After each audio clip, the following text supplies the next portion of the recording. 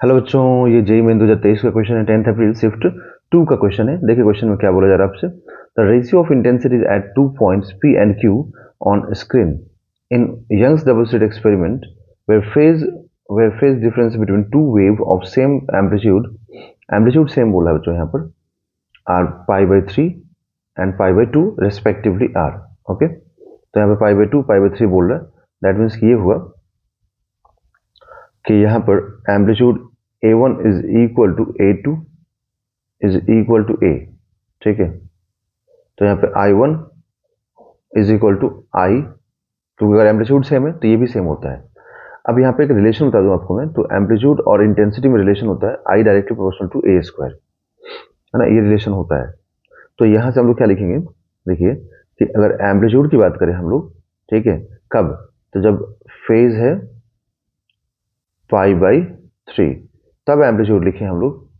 तो एम्पलीट्यूड होता है A1 square plus A2 square plus 2A1 A2 into cos 5। Okay, तो यहाँ पे A1 स्क्वायर, तो एम्पलीट्यूड दोनों का सेम है ना, तो यहाँ पे A स्क्वायर रखिए, इसको A स्क्वायर रखिए। ये फॉर्मूला है बच्चों, ये जो है ना फॉर्मूला है, आपको पता होना चाहिए ये चीज, है ना। ये नेट लिख देता हूँ, ए नेट प्लस 2 इंटू ए इंटू कॉस 5 मतलब कॉस 60, क्योंकि पाई बाई 3 का मतलब तो 60 हुआ। तो यहाँ से क्या आ जाएगा हम लोगों के पास, 2A square plus 2A square into cos 60 मतलब 1/2, तो 2 से 2 कैंसिल। ठीक है, तो यहाँ पे आ जाएगा √3A। ठीक है, तो ये एक एनेट आया, है ना, जब पाई बाई 3 था तब। अब जब पाई बाई 2 लेंगे हम लोग तब कितना होगा देखते हैं एक बार।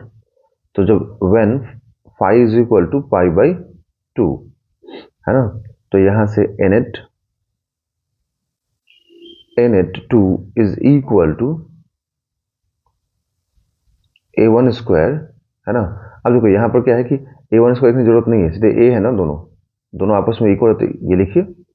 सिर्फ यहाँ पर कॉस में क्या आ जाएगा इस बार, पाई बाई 2 आएगा, और कॉस पाई बाई 2 मतलब कॉस 90, कॉस 90 का वैल्यू कितना, 0। 0 होगा तो ये वाला पार्ट पूरा क्या हो जाएगा, 0 हो जाएगा। तो सिर्फ ये क्या बचेगा, √2A स्क्वायर, तो √2A आ जाएगा बाहर में। ओके, अब यहाँ पर एम्पलीट्यूड का रेशियो पूछा है आपसे, है ना, एक बार देख ले। हाँ देखिए, यहाँ पर एम्पलीट्यूड का रेशियो पूछा है ना, रेशियो ऑफ सॉरी इंटेंसिटी का, रेशियो ऑफ इंटेंसिटी पूछा है। तो आप लिखेंगे क्या कि I net 1 upon I net 2 is equal to NH 1 का होल स्क्वायर अपॉन NH 2 मतलब नेट ऑफ 2 का होल स्क्वायर। ओके, क्योंकि एम्पलीट्यूड पे डिपेंड करता है स्क्वायरिंग के फॉर्म में। देखिए यहाँ पर मैंने आपको बताया था कि ये इस पर डिपेंड करता है, ये फॉर्मूला है जो आता है आपको, ये मतलब अभी याद रखना पड़ेगा इस चीज को, पूरा डेरिवेशन होता है इसका वेव मोशन में।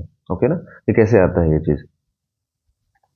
तो फर्स्ट वाले में NH1 कितना आया था, √3 अपॉन ये √2 आया था। दोनों का स्क्वायरिंग है ना, तो आप एक काम कर सकते हैं यहाँ पर कि आप होल स्क्वायर कर सकते हैं, तो ये कैंसिल हो जाएगा। ठीक है, तो फिर यहाँ से आपको मिलेगा क्या कि I net 1 upon I net 2 is equal to 3/2, है ना, रूट हट जाएगा तो 3/2, तो 3:2 आएगा इसका आंसर। तो 3:2 मतलब option number 3 is the right answer.